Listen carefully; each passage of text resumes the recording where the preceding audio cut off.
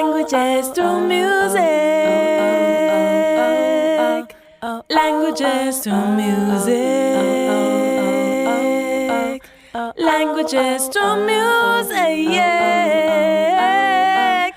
Languages through music. Greetings, everybody, and welcome to the Languages Through Music podcast. It's an honor for me today to welcome Professor Ajibade and his daughter Bisola on the podcast today. Welcome, both of you, and thank you so much for joining. You are welcome. Yeah, thank you. Have you done a podcast together before? No. This is the first time. Have you worked together before, research or teaching? No. Only like maybe discussions or like academic topics. If there's something where I need like his expertise, I ask him and then we discuss it. But I don't think we've done like research together yet. No, not yet. Yes. Okay. So this is a double honor for me then. So when we spoke, Bisola, first time round, you really credited your father for instilling your love of Yoruba language and learning. So I would love to ask you first, Professor, who instilled your love of Yoruba language and prompted you to go into the field that you have? Yeah, thank you so much. I think I was really inspired by my background. Mm-hmm. What do I mean? I grew up in a very rural area, and my father, his siblings, and I grew up in a compound whereby the main language of the day, of every activity is Yoruba. Mm-hmm. And I was born into it, grew up in it. And later on, I just decided that this is actually the profession that I want to go into. By the time I was to make a choice, of course, to study in the university. So that was how I prefer Yoruba studies to every other discipline that I was probably qualified to go for. Mm-hmm. That's what I and Thank you. And you've now taught so many students and researchers. So it's wonderful to see that it's something that is growing and not diminishing, like so many professors I've spoken to feel. Why do you think that Yoruba is still such a popular choice for researchers and students? How is it encouraged at all by the government or the universities? Well, I must confess to you, my love for the language, for the culture, and the literature of the language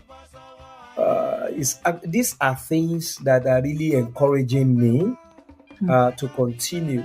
And I must say this.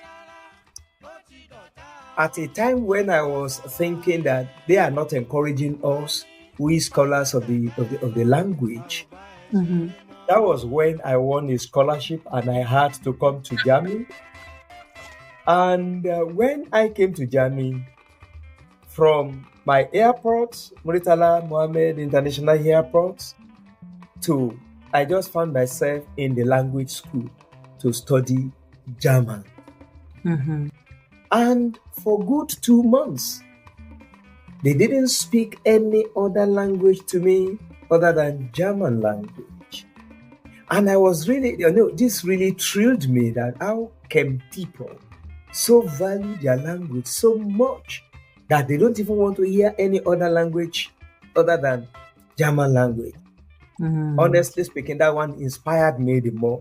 And I said, yes, I am on the right path. I think I must continue to make sure that I project this language, I promote this language, and see that it will not die. In fact, there is a slogan that we coined during that period, Yoruba ko gbodo ku. That is, Yoruba language must not die. Yoruba language. Even Right. though the government is not really supporting, well, has not been supporting the way we are expecting. But now I think we get little support. Some states are making Yoruba compulsory for students at all levels. For example, Lagos State has made Yoruba compulsory up to the university level. Now, in the university, they have made Yoruba a kind of special studies that every university student in Lagos State must pass a course in Yoruba. So these are things that the new development that is actually encouraging people like me, others, and looking at the way some other countries value their languages. Honestly speaking, there is the need. I feel that there is the need for us to continue promoting our own language, indigenous language as well. Absolutely, absolutely.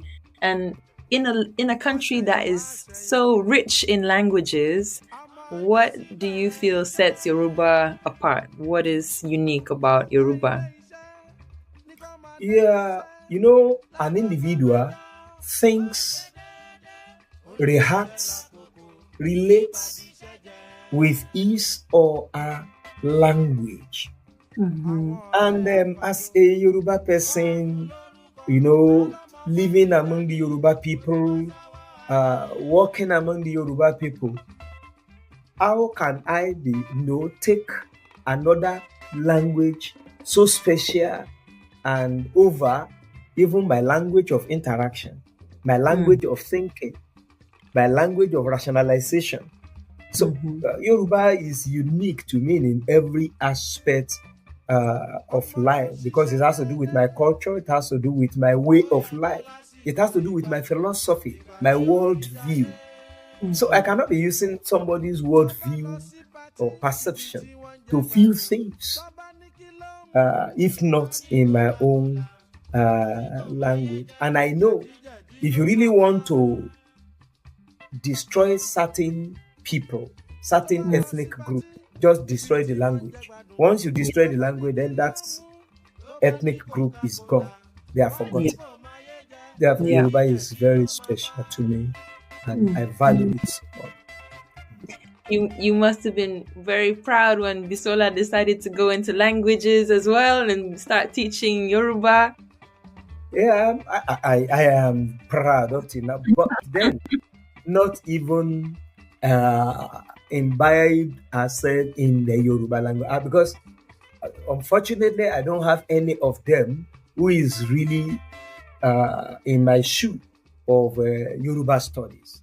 However, at least she's trying, because she's making a combination. Yes. Yes.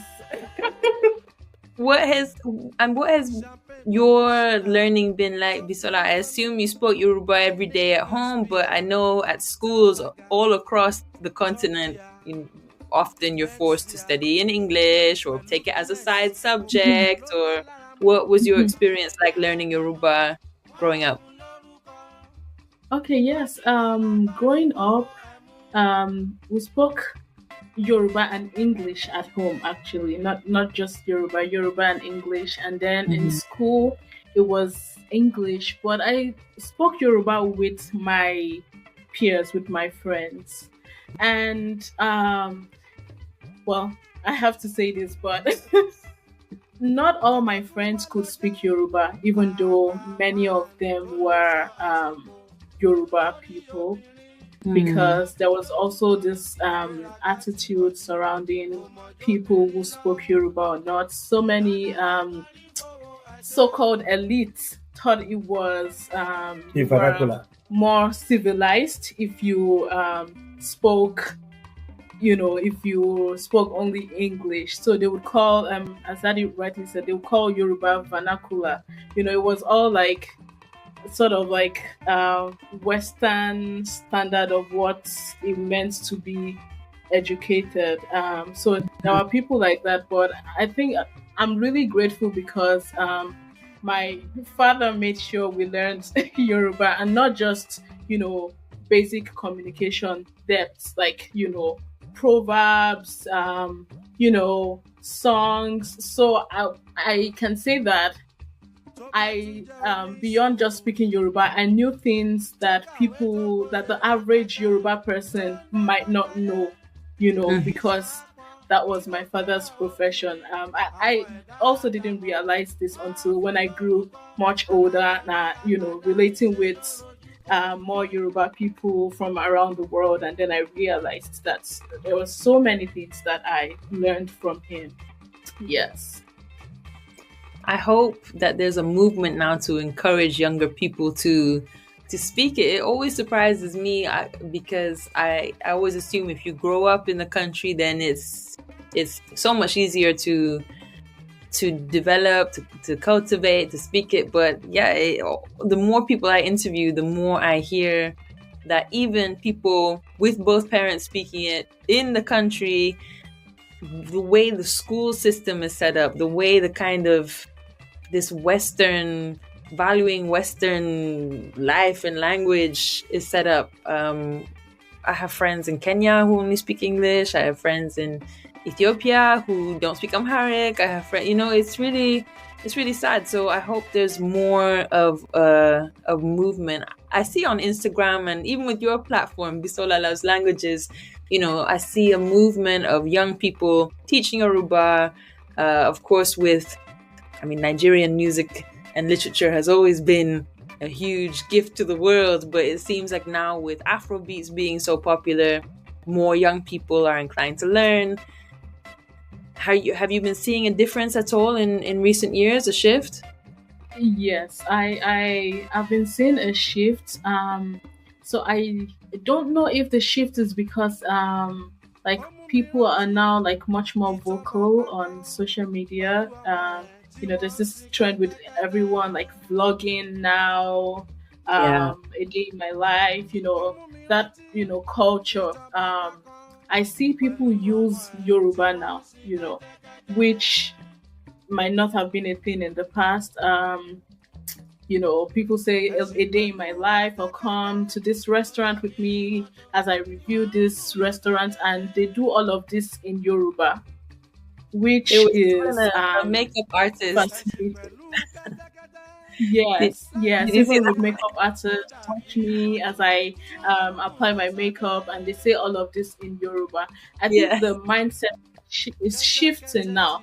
People see that the idea of Yoruba or your indigenous language being vernacular. The mindset is shifting. People are now becoming more proud of their language, and like you mentioned earlier about Afrobeats. I strongly agree that Afrobeats also has an effect because the Afrobeats, the Nigerian Afrobeats musicians, they belong to different ethnicities, but the ones that are Yoruba are also quite popular, like Wizkid, Davido, Adekunle Gold, and so many people, and their songs are quite popular. So I think Afrobeat is really doing something, because then you see videos online with people trying to decode Adekunle Gold song, oh, what does this song mean? Ashake, what does this song mean? And there are full videos breaking down the lyrics of the song. So Afrobeat is definitely playing a role, an ambassador role. So I would love to know father-daughter favorites. So I know there's too many to choose from, but if you had to choose one of your favorite Yoruba-speaking musicians, artists, bands. Okay. If each of you had to choose one that you could listen to all day with no problem. Yeah, you can choose your. Okay. It's it's difficult for me to choose one, but I will choose one, and that's Beautiful Nubia. Okay. And the reason why I chose Beautiful Nubia is that the songs are different. So Afrobeat sounds good, but many of them also have like dirty lyrics. Dirty in the sense that some of them can be like quite like misogynist. Some of Yeah. them will like sexualize a woman's body and all of that stuff. So Mhm. there's so many things, so many problems that I have with like Afrobeats. But with Beautiful Nubia, I feel like his songs will make you think. Talks about like togetherness. Like there's one popular one he has, which is Jangbala Jubo. It's a folk song that he remixed. Eba mi gbọ́dọ̀ ibẹ̀ Jangbala Jugui Jugui Jugui. And it talks about like togetherness, like right, togetherness, unity, like collectivism, and all of that stuff, which I think like describes the Nigerian society. Impact of everyone in the society doing things together in order to have a kind of sustainable society. Mhm. You have your part to play, I have my part to play. So that is actually the sense in that very song. Jangbala Jugu. Eba mi gbadu igbe. Jangbala Jugu ijugu ijugu jangbala. So ẹni tí kò gbọ́n kò ní jẹja. Jangbala Jugu ijugu ijugu jangbala. That is, help us drain the water in this very brook. So that we can catch good fishes. If you do not take part, you will not have good fish to eat. So actually, that is the literal translation. But in the real sense, it's talking about doing things concertedly in order to move the society forward.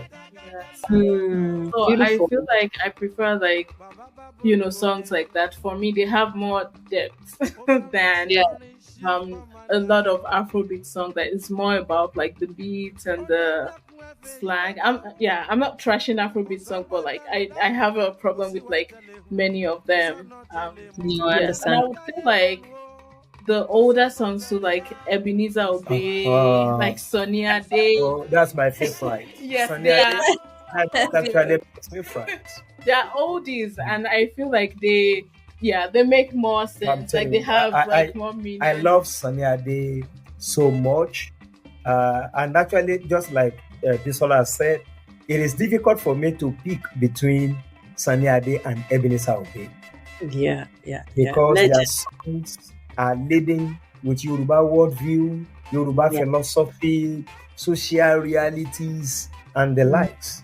So I love Beautiful Nubia. In fact, one of my doctoral students wrote his PhD on Beautiful Nubia songs. Wow! On his songs, on their message. On his songs, On his songs. Dr. Paul Akinwumi. He wrote his PhD thesis on Beautiful Nubia, which I supervise. That's amazing. And that's such an honor too to have your songs inspire a thesis, years of study. That's incredible. How about for you? Yoruba culture is so rich. What is one element of Yoruba culture you miss the most when you're away, when you're traveling, when you're in Germany or the States? Or what is something that you really miss when you're not there? You mean because I've been? I mean, you Germany. I travel a lot. Yeah. Honestly speaking, one of the things I miss so much, I used to miss. Let me put it that way, because in the past when I traveled, I was not having opportunity to watch African Magic, which is basically Yoruba language, plays and home videos. But now I can view it anywhere. It's a channel? Yes, it's a channel like African Magic. Yeah, so there's like African Magic, Yoruba, there's Hausa, and Igbo. And you can watch films. You can watch films in Yoruba language. You can watch film in Hausa language and in Igbo language. So it's everywhere now. But in the past, whenever I travel, I miss those things so much because I learn through them. I learn more about Yoruba language, about Yoruba culture, because when we say Yoruba, Yoruba is like when we are talking about Africa. Africa is so huge and it's multivarious in content and components. And likewise, when we are talking about Yoruba is not really one because we have dialectal variations and we have things that are different from one region of Yoruba land to another. So I learned so many things via African magic. And whenever I travel, I miss it so much. And I miss Yoruba dishes. I mean, food as well. What is your favorite food? What is your favorite dish? Pounded yam. Pounded yam. It's egusi, stew. I mean, I love it so much. I love egusi as well. And you, Bisola, when you travel, when you're in Germany, what makes you homesick? It's really a deep question. I would say like the people. I mean, there are Yoruba people all around, but I feel like Yoruba people in the diaspora is like different from Yoruba people on the continent. Sure. I feel like after some time, like when you stay in a place, you start to change. Like the culture of the environment starts to influence you, and like your sense of like what is home also changes.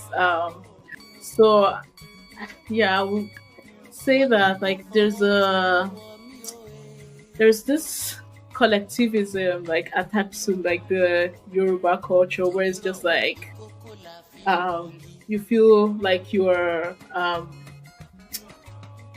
I'm losing my train of thoughts. But it feels like, you know, everyone feels like we're a family. Yeah. You know, when you're home, it's like if someone isn't your mom, like another Yoruba mom is like your mom. Another Yoruba dad is like your dad. You know, and there's a way like everyone has that sense of, you know, taking care of each other. You know, it's not individualistic. You know, there's that sense of collectivism that I think I miss. Yes.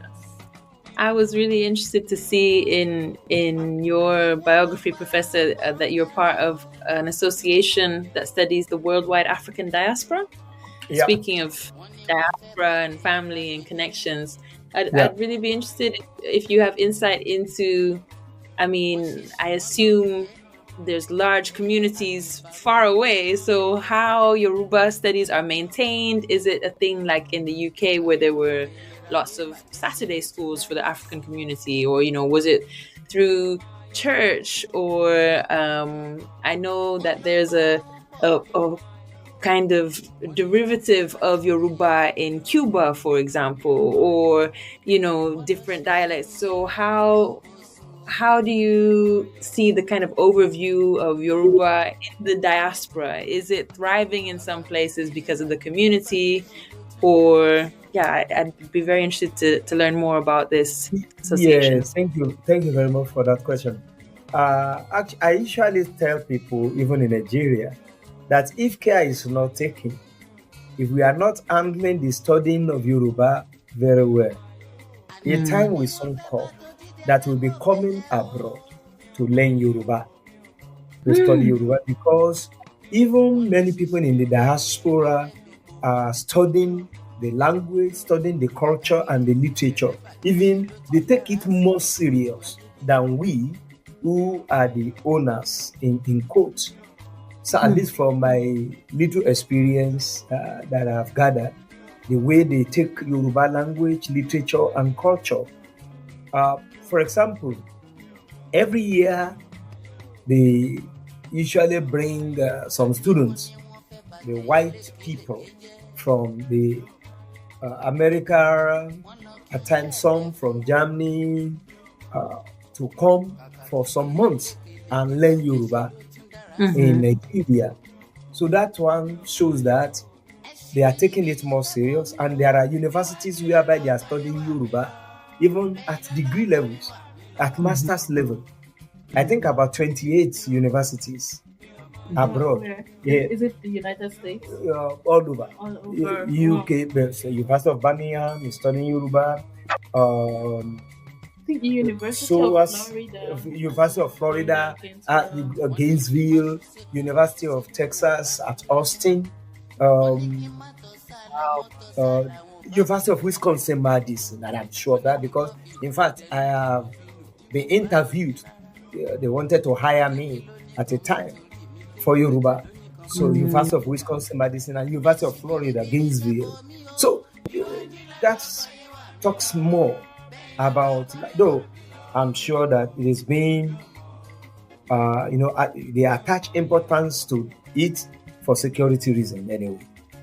I mean, that's my personal reasoning about the language, because at times I ask questions, why is it that the foreigners are attaching much importance to this, our indigenous language? So I just come to terms that, one of the reasons is security, because if you want to build a strong security code, then you have to learn the communication skill of other people who are living within your vicinity.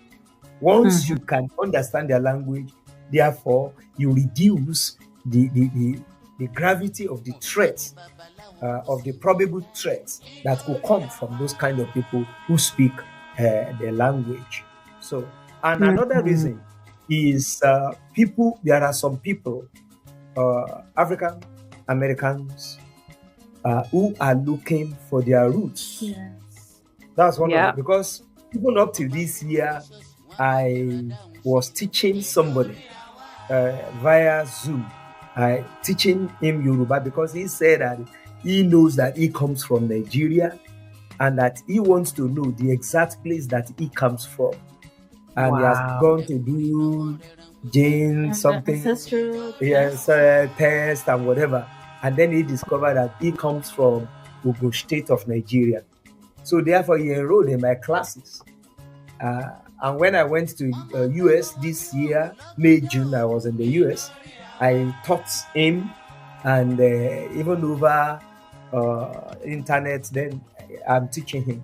We just suspended it because I said that I'm not really stable now. I'll be traveling, and that we will resume when we reach November. So for security reasons, for people who are looking for their roots, that is why they attach much importance to the study of Yoruba, even in the diaspora.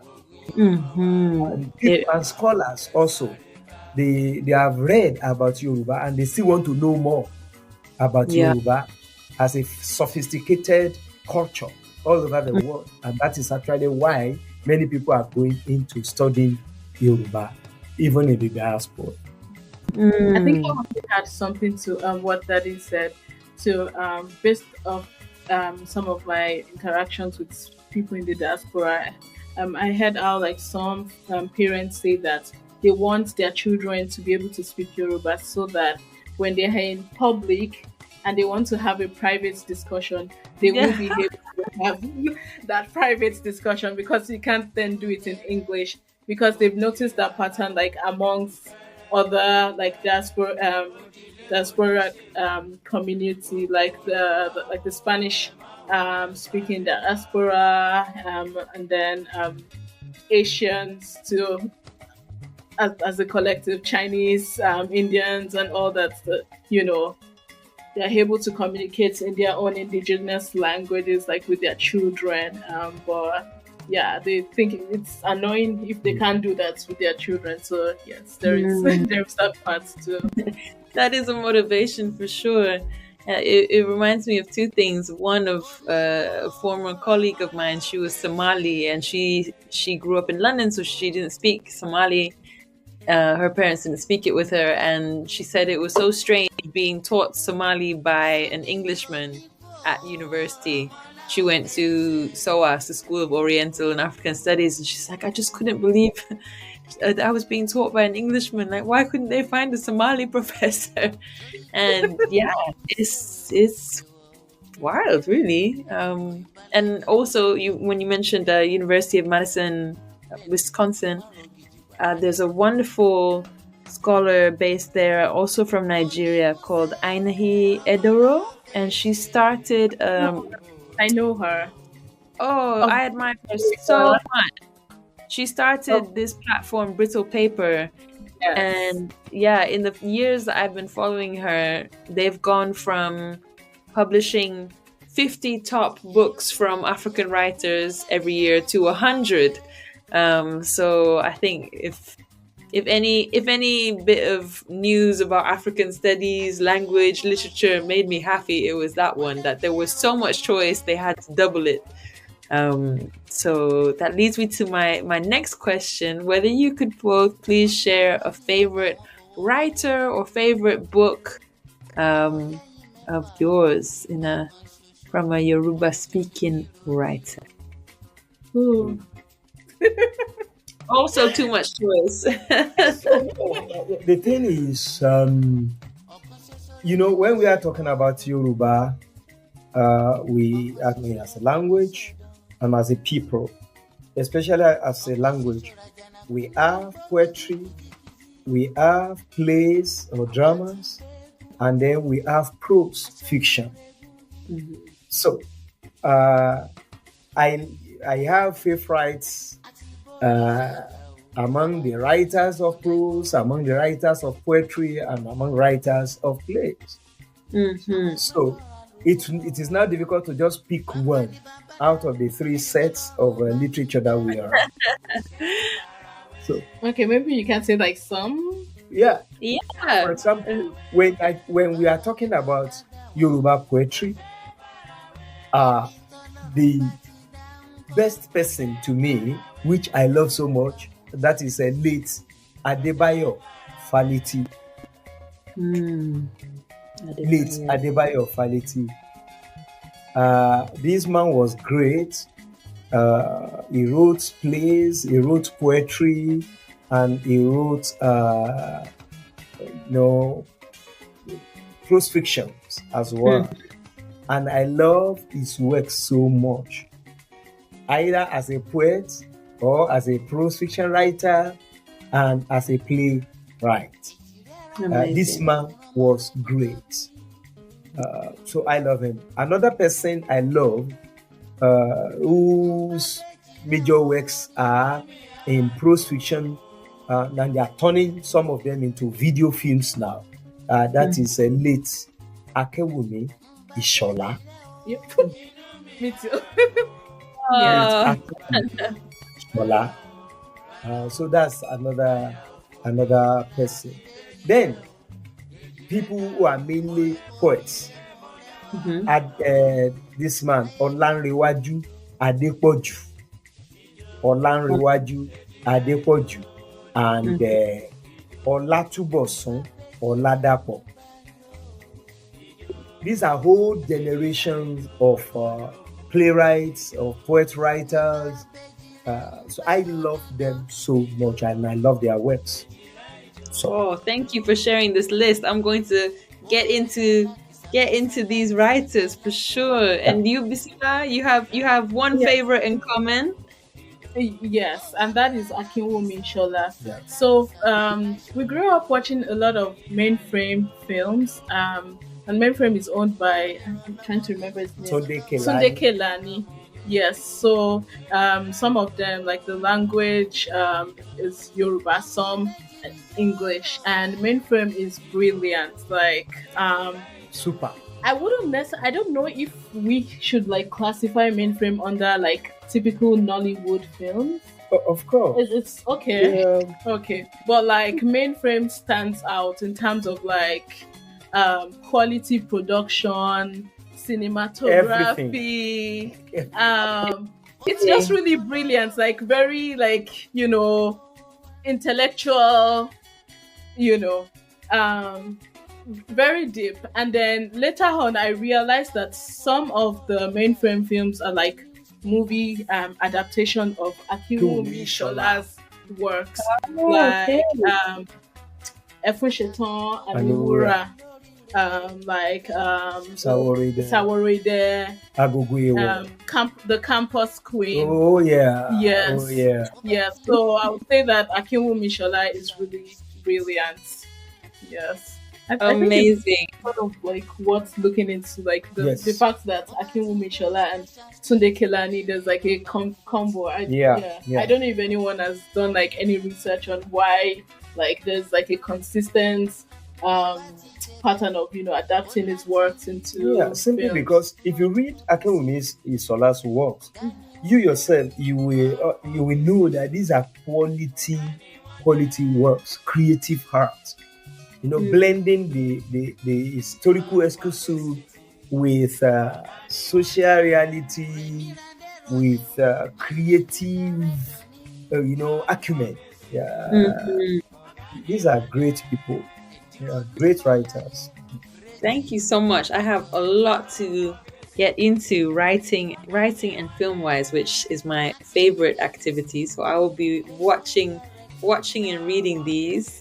And I just have one more question for you both, if you don't mind. This is going to be difficult, I'm sure, in such a rich language, but I would love to hear any of your favorite proverbs. Maybe it's something, Bisola, you heard the most growing up, or what are the things that you use the most, you hear the most in terms of Yoruba proverbs? Cool. Okay, so no proverb is coming to mind at the moment, but what is coming to mind, I don't know where I can classify it, but I think it's something that my father said a lot growing up, like said to us growing up. I think it's from Dio Fagunwa, if I'm not mistaken, but it is I'll say it in Yoruba and translate this, but Ongbogbo Tabashi yes. Torí pé ohun tá a bá fàṣejù kún ní tó ní jẹ. Yes. Oh, that's so it means that like whatever you do in life, you have to go the extra mile, and that's what creates a difference. Like when you that makes you to be distinct. Yes. And every now and then I remember it, and when I remember it, I feel like I really internalized it, because something people tell me like over people that I meet every now and then, it's like, oh, there's something about you like to go the extra mile, you like to do extra, and that's just because I feel like the extra you do, it's really what will make you stand out, it's really what will make you different. Like if we have assignments and everyone is like doing it in a particular way, I always go the extra. So every now and then I hear like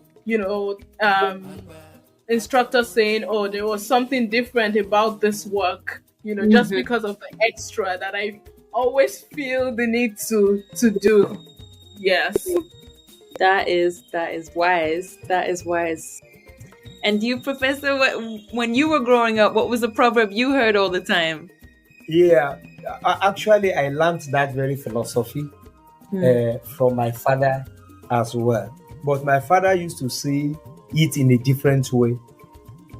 My father will tell me, "Aragbe nile aye, aragbe nile aye, nira are ma sọ pé o lẹ́nìkan." I will translate it.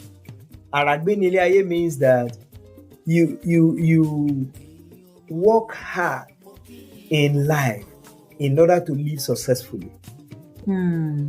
Yeah, and then the second one, which says, "Ní ara rẹ má sọ pé o lẹ́nìkan." Have yourself. Don't think that you have somebody to lean on. Lean on yourself. Work with your hands. Do your work yourself. Don't think that you have somebody that will help you. Help yourself. Do things for yourself in order to stand out. So in my own way, so I will say, whatever you do extra, go extra mile, add more to it, so that you can stand out of peers. I think that's quite deep. Like when you were saying it, I was just thinking about how like the idea of like self-sufficiency and independence is actually part of the Yoruba philosophy. Yes. And we don't I feel like among my peers we don't really like talk about that aspect. You know. I yeah. I wouldn't have known that something like that is part of like Yoruba philosophy. It is part of it. In fact, Yoruba people will say, "Ateleweni, kiitanije." That is what you do with your hands. We never deceive you. But when you are looking at what you can receive from other person's palm or hands, can be deceptive. You may not actually know, but it is whatever you use your hands to do that you are sure that this is my handiwork. So that one will prevent you from cheating in examination. We prevent you from hook-nosing into other people's affairs. You know that Yoruba is very deep and loaded, cryptic with meanings in all instances. So they go along the same way. Yeah, they go along the same way. Yeah, Yoruba definitely has depth. I just randomly I just remembered this like Ebenezer Obey's song, the one with the horseman and the Kosogma Toleda, Kosiwa Tolewu, Kosogma Toleda, Kosiwa Tolewu, Tole Fitaye Lorun. So it was basically like the story of like a man holding a donkey, and then he sat on the donkey and people were complaining like, oh, you this wicked man, you want to kill the donkey with your weight. And then he stood up from the donkey, and then he was holding the donkey, and then some people were like, oh, this stupid man, you have a donkey and you can't sit on the donkey, you're holding the donkey. And then he pretty happy. Yes, basically it was something about how you can't please everybody, because people will always have their own opinions, and you really just need to do like what you want to do. So it is what you plan to do, what you want to do that matters. It is, you cannot be living another person's life. Yeah. So live to please yourself. Yeah. Without harming other person. Yeah. Of course. I can't thank you both enough for your time today, and I'm so excited to dive into Yoruba language with the collaboration Bisola and I have been cooking up. And Professor, so good to meet you. I've heard so much about you, and really I admire the work that you're both doing. And my wish is that this is the first of many father-daughter collaborations. There could be books, language materials, a podcast, Yoruba philosophy podcast. Yeah, definitely. Yes, we'll definitely work on a lot of things. Yeah, amazing. Well, thank you so much. How do I say Yoruba? Yeah. What? How do I say thank you in Yoruba? Eshe or Esheon. Eshewo. Yeah. Adupe, you're welcome. Yeah. Thank you so much. Yeah. You're welcome. Bye. Bye. Odabo. Bye. Bye. Odabo. That's another word for me. Odabo. Odabo. Languages to music.